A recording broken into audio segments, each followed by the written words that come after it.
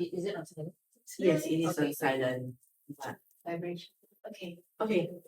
Can let's just start first then. Interesting. Can you start? I'll start. Okay, sure. I can start. I was very sure I was going to get a helper.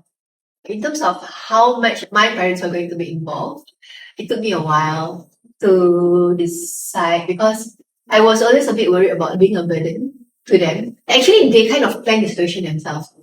So we were having a meal between my dad and my in-laws. So the good thing is they get along very well. Sides of the Both in-laws? sides, yeah. Wow. Yeah, they were super happy. They said, so one day my house, one day your place, one day your house, we take shifts. Yeah. They kind of really hinted at that. It was easy for me to like, okay, maybe that's a possible option.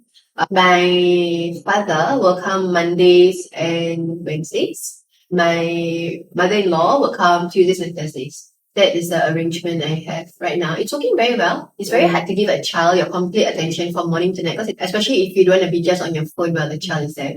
After a while, it gets even more draining, I guess. So I think the alternate days when they come, they are present. Yeah. They come over to my place. That also helps because then you don't have to worry about for me at least, and I projected it and assumed that it will help them, that they don't feel that they have to run errands at home. Because when I'm at home and I'm with my child, I'm aware of all the other things I have to do. And so you're always multitasking. But I feel if they were here, they know, okay, today is Lahan's day, I'll play with him. And I have a helper to help me prepare the food. I don't think they're too tired, I do check in. So that was like how I consciously planned it.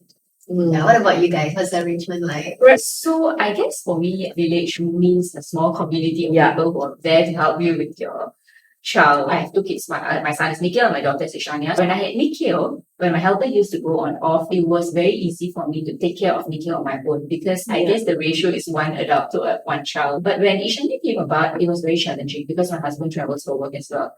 So when she is on her off day and I am stuck with two children at home, and then that's when grandparents step in to help. My scenario is a bit different because my parents, although they would love to take care of the kids, I don't think their health allows them to. So I don't think they can keep up with a toddler in that sense. So if they were going to come over or if I bring them over, I have to be around. The arrangement has to be such, or the helper has to be around.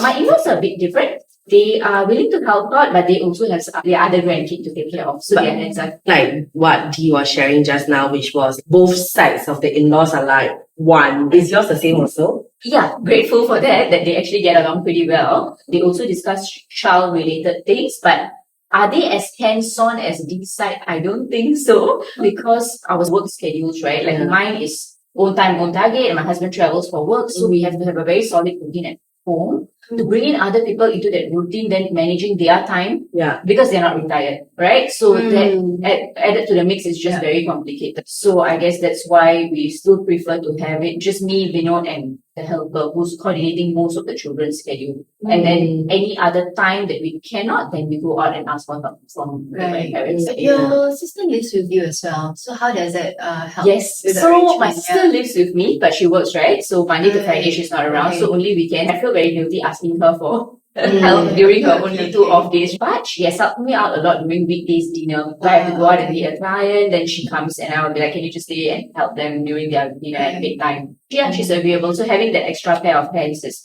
very, very good. Very helpful for me, in that sense. I think it's very interesting. I don't have, unfortunately, the privilege of having both sides of my husband's and my family come together. Also, because I think my relationship with my parents are not that great. A lot of times, quite honestly, I do rely or I do lean towards my husband's side of the family a bit more. The entire concept of like a village coming together was very, if you will, coming of age. I didn't plan for it because my own relationship with my own mother or my own parents was a bit distant. I think when I found out that I was going to become a mother myself, it was first to even navigate what that relationship with my own mother-in-law was going to be. When you talk about age, right? And I come from a family where my parents had me in their really early 20s, like as soon as they hit 20. So my parents now are still like maybe mid-50s, whereas on my husband's side, they're like 60s, 70s. So they're of my grandparents' age. the energy is very different. What they bring onto the table is completely different as well. I realize with grandparents that are slightly older, things need to be a bit more tailored for them. It was a progression. Even the topic of helpers and how we came into it was a lot of understanding between my husband and I what those expectations are. Honestly, whether we could afford those expectations. But at the crux of it was that if you are going to be the primary caretaker, you have to be accountable. What do you mean by accountable? If let's say it's going to be my mother-in-law and the baby falls down at the playground, nobody wants to be that person where everyone comes, "Ayo, what happened?"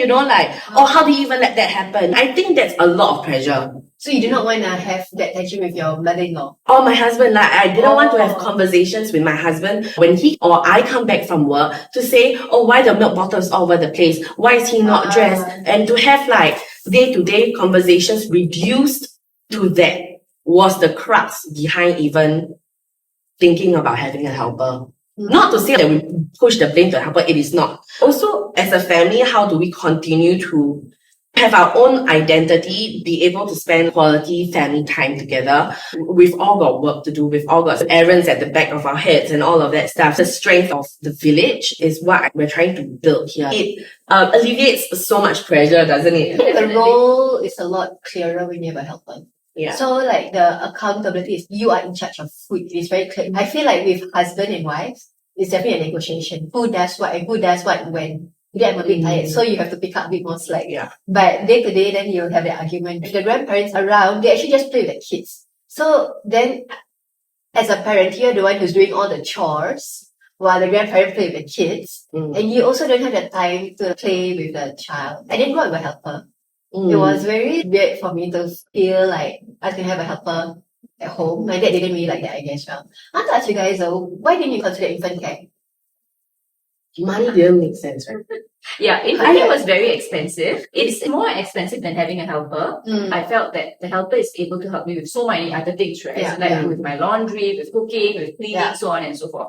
Just speaking about this, right? In my head, when I was pregnant, I already knew I wanted a helper. But that's mainly because I felt household chores can be delegated. Yeah. I don't feel like I achieve anything by washing the clothes, Yeah, That's a good true. thing to do. True. I feel like sometimes ladies are penalized for saying this, that they do not like household chores or do not like doing them. But I just felt that it can be outsourced. It will free up so much of my time to actually spend that quality time I need with my kid. Yeah. Right? To bring them out or to sit down and actually really play with them if I know that I don't need to do laundry. At the back of my head. And I think Singapore, we are quite privileged that we actually have this chance to get a helper, right? Yeah. So why not use it in our favor? Yeah. Exactly. So one of my expat friends told me this. Everything in Singapore is expensive. One of the few things that is affordable for us is getting a helper. And I was like, oh my God. He's like, why wouldn't you use it to your advantage? Yeah. I was like, that is so true. Going back to what Dee said about the grandparents, them taking on that playmate role rather than the primary care. I'm just genuinely curious. Do you have a problem as women specifically, as wives, as mothers? Do you feel to keep your shit in check so that at bigger family gatherings it's not a talking point? I think my parents are very politically right in that sense, or my in-laws as well. So they do not discipline the kids. The maximum they say is don't do that sort of thing. They don't go beyond that. They pretty much let the kids get their way because I guess it's the grandparent relationship they have. For example, if my mom finds something that my son is doing extremely wrong, she wouldn't voice it out in front of a very large family gathering. What she will do is she'll try to manage the situation however she can, or she'll come to me for help. But afterwards, she'll call me and she'll go, do you know that Nikhil doesn't want to share his toys? You have to do something about it. So I think that's the general take on my parents and my in-laws. Oh, it's quite nice. It's quite nice. Because it's quite nice. Yeah. So they wouldn't take things in their own hand. They've never done that before. So Okay. Is that your experience as well? I mean, because Lahan is still very young, right? We haven't really disciplined him yet. The biggest thing that we have to come to an agreement about is actually right now is maybe his diet and the kind of activities he's exposed to. So I think in terms of diet, you Google, you go and eat all this healthy food, no salt, no sugar. When they're at home, I think it is okay because my helper cooks. So I can control the food. When they go out, And when I go out as well, we always cut some slack. I feel I don't want to be like so kiasu until like, wow, everywhere I need to bring the food. You don't let the child take anything from the table because you're so particular about it. But the trouble we have now is that we actually go out with him a lot. My in-laws actually bring him out. Every time they're here, they'll bring him out for breakfast. So he's always eating something that they buy from a coffee shop, be it prata or kaya toast. Once in a while, at first it's a bit cute. Like, oh, he's eating kaya toast. So after a while, you realize that this is just his habit. Like twice or thrice a week, he's actually eating this. Saturdays, when I bring him out, I also cut a bit of slack with him. But it's hard for me to be unhappy with them because the thing is, everyone wants to cut a bit of slack. But in a week, when everyone cuts a bit of slack in compilation, it's the majority. Okay, I don't know whether I'm being dramatic, but it just feels as if he's eating. No, nah, for sure. Right? So, food is the main part in terms of discipline. And it's not even disciplining him, it's actually a discipline for ourselves. It's actually hard for us to discipline ourselves because if we don't eat healthy food, and I guess this happens in the long run either. Then what example am I really showing to him? Every time I put a food in front of him and he grabs it and I say no, how do you say no when you're eating that food? So it's more of disciplining myself or us as adults and modeling that behavior. Aside from that, right now, honestly, my biggest gripe is that we have a project to socialize around food, right? So it's not the most baby-friendly activity. When we are out with our parents, it's very easy. It's like when you have more hands, everyone can take turns to carry him. But when we are out with our friends, we want them to sit. So I think that's the other part because and in terms of that, he's not trained to, okay, this is time to eat, you should just sit. He's like, I know someone's going to pick me up. I think that's like maybe the next phase. We talk about it, but we don't necessarily address it. That phase will never come. That phase will never come. That will never oh my god. Okay. I went. They will never sit still. Let's tell her. No, I went to this. Never sit still. The both of us are like, just like. Okay, but I feel like when we bring Lahan out with our friends, with another child, and they're both sitting on the baby seat, both the kids can sit in the baby seat for longer than when it's just adults. Okay, so I bring activities. What I do is I try to give him like crayons and paper and make him draw. Maybe it works for maybe half an hour to 45 minutes, but if the meal goes on for 2 hours, then the other hour you're just struggling to keep him in seat. I think that's overall how it plays out. Right, I think it really depends on your parenting style. Try to play to my advantage by choosing like the type of restaurants also. So I try to choose restaurants with a lot of like run area, you know. I'm the kind of parent, once you're done with your food and reasonable like time, then you can go and run around. But my husband will also say that I make my children other people's problems. But I'm very happy for random kids to pop by the table and I play peekaboo with them. I understand some people during brunch don't want to do it, but I'm just unfortunately that kind of mother that goes like, go and make friends. Let me have a couple of mimosas with the girls. Like, bye. Like you said, if you strategically pick the restaurant, then it's fine. Because it's a bit more baby, like kid-friendly place, but if it's not, then that's true. See, it makes sense. I was gonna ask, have you had any weird, difficult situation with your parents and your kids that you had to address? I think eating for me is number one as well. Especially controlling your chocolates and your sweets, cupcakes and cookies and whatnot. So for me, it's very simple. I also try my best not to be very particular about it, but I do have a limit. So in one day, maybe he can have one cookie, that sort of thing. And then the next day, one chocolate, like one small piece, I'm fine. But when it accumulates, I can't deal with it. They don't realize it. For them, in their heads, it's also, I'm only going to give him one cookie, but they don't realize that the two people previously have already given him one cookie each. So it's accumulated already, right? I don't know how to get around it. Like, I somehow feel that the older generation still thinks sweets and treats as something that children should get access to. But for me, I do not want him to become addicted to sugar in the long run. I haven't found a balance, to be honest. There's some days where I fight it out. And I say no means no, do not do that. Some days I just give up when it's a child's party, birthday party. It's just like, okay, do whatever you want.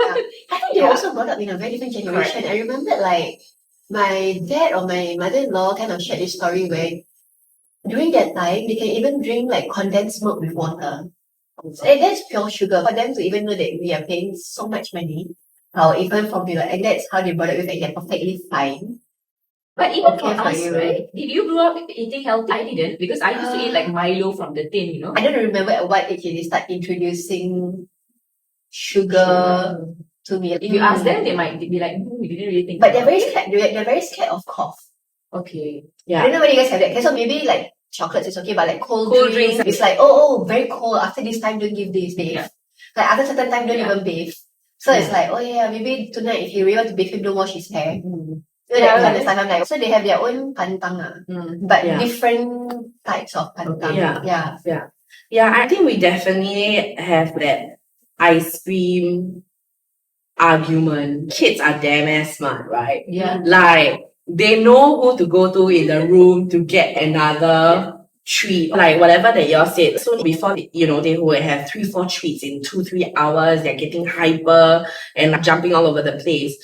Yeah, correct. It becomes to a point where they will out each other. If like grandma spots grandpa giving a treat, she will exclaim very loudly, hey, grandpa's giving a treat. Hey, tell you so. It makes a deal of his, so then it becomes like whoever gives that treat or is feeding the cake gets to sit and cuddle up for 10 minutes. And to get a kid to sit down and just like 10 minutes is just rare. We tried to at one point in time to insist like treats should only be given by the parents. I think here is also the idea of gratification and how if you're a good boy, I will give you this sweet or that cookie. That as a reward system was something we were not as comfortable with. We would rather say, great job in waking up for school early this morning. Let's go down and play bubbles or something. With grandparents, or rather anyone actually for that matter, when you don't know, treats and sweets are the cheapest way, the most fastest. Correct. It's like effortless lah. Like to your point about like you said, the person who gives him like chocolate or the ice cream will be the one who like you get a hug. You get like the best friend of that minute lah. And it's so funny. I don't know whether it's like human nature or something, but we're trying so hard to just desperately want our child or grandchild to be happy. Even in that instance, if I can see that smile from you with that smudge on your face, it's so cute and I want to witness it. Every chance we get, we just want to see a bit of the extra smile. Like, oh my god, if he just gives me this cute face and I take a photo, I'm so happy.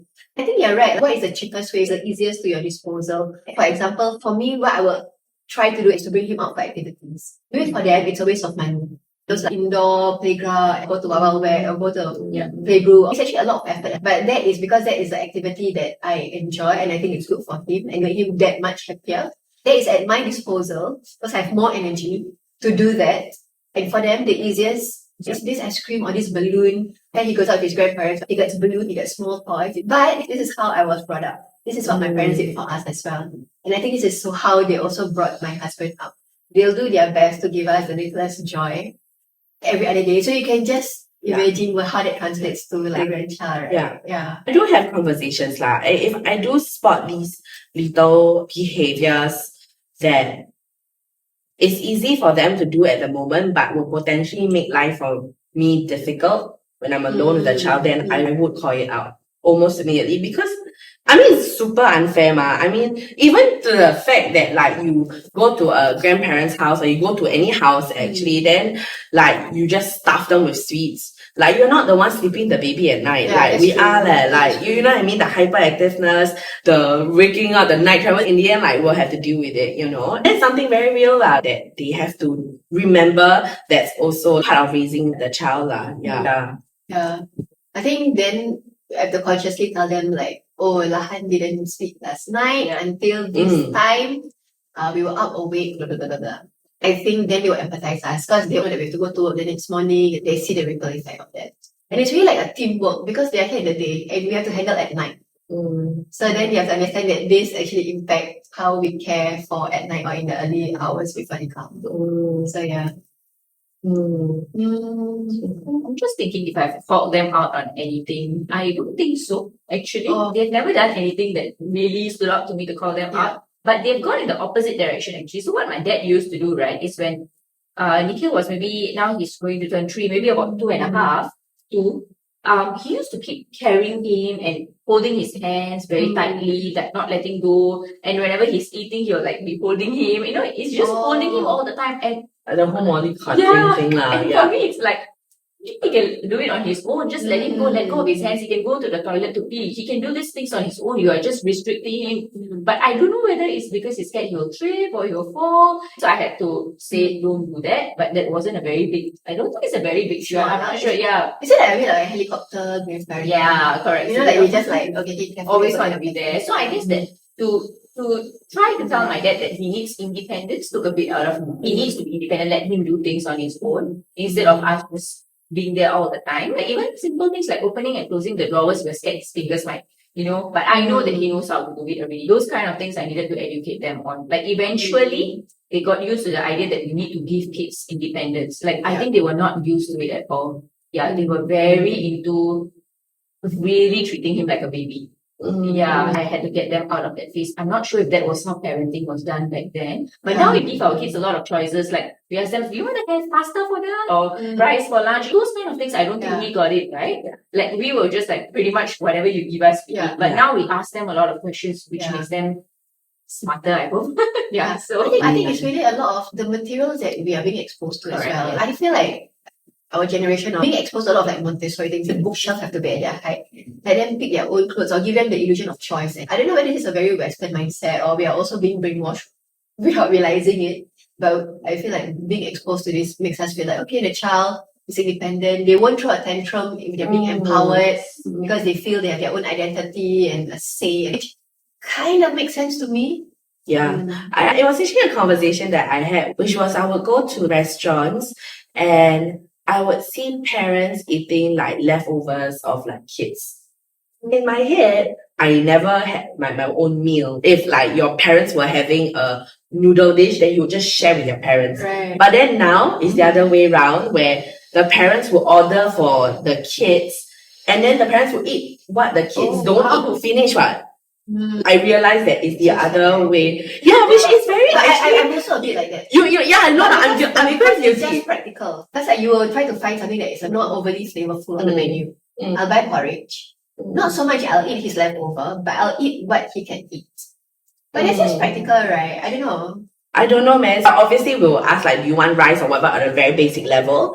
But just for the sake of it, sometimes I don't offer choice as well. Okay, at what age do you think our parents started bringing us out during their generation? I feel like our generation, we bring our kids out a lot more, a lot younger. It's because it's a lifestyle. Like we go out all the time. Food is a way of life for many people. But for them, actually, I don't know at what age it is they bringing us, especially for me, like growing up, because we only ate halal food.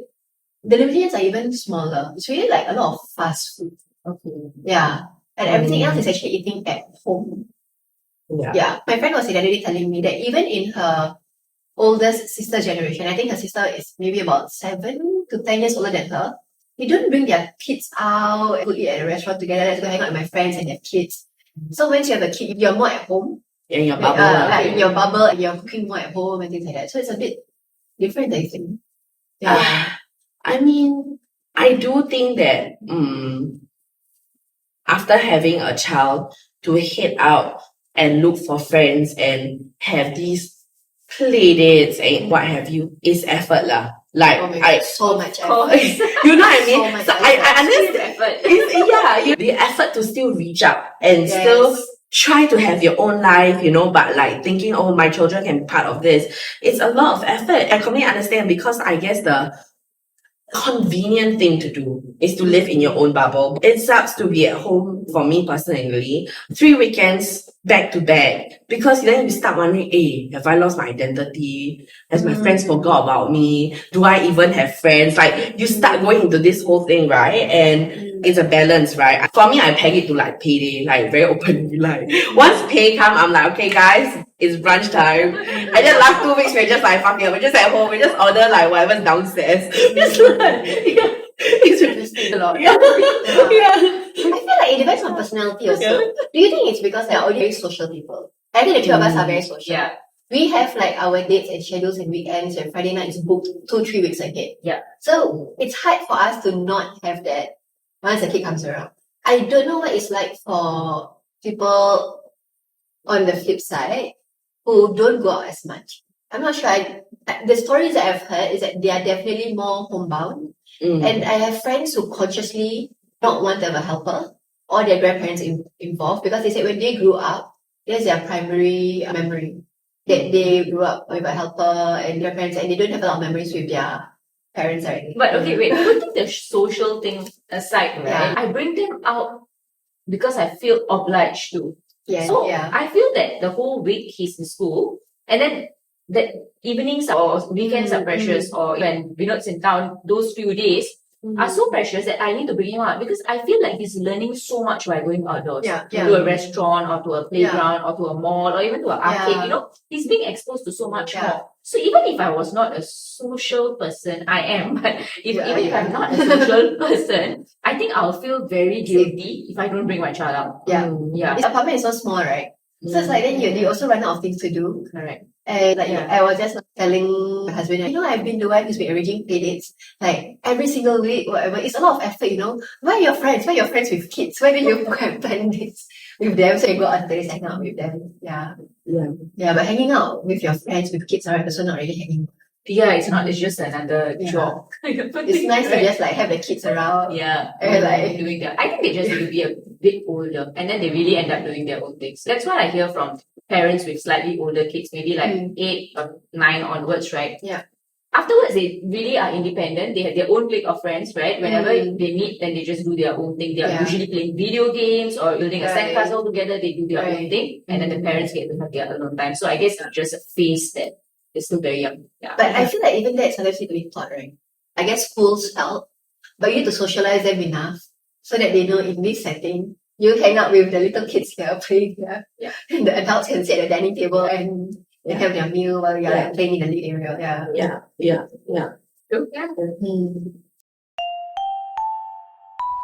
Villagekins.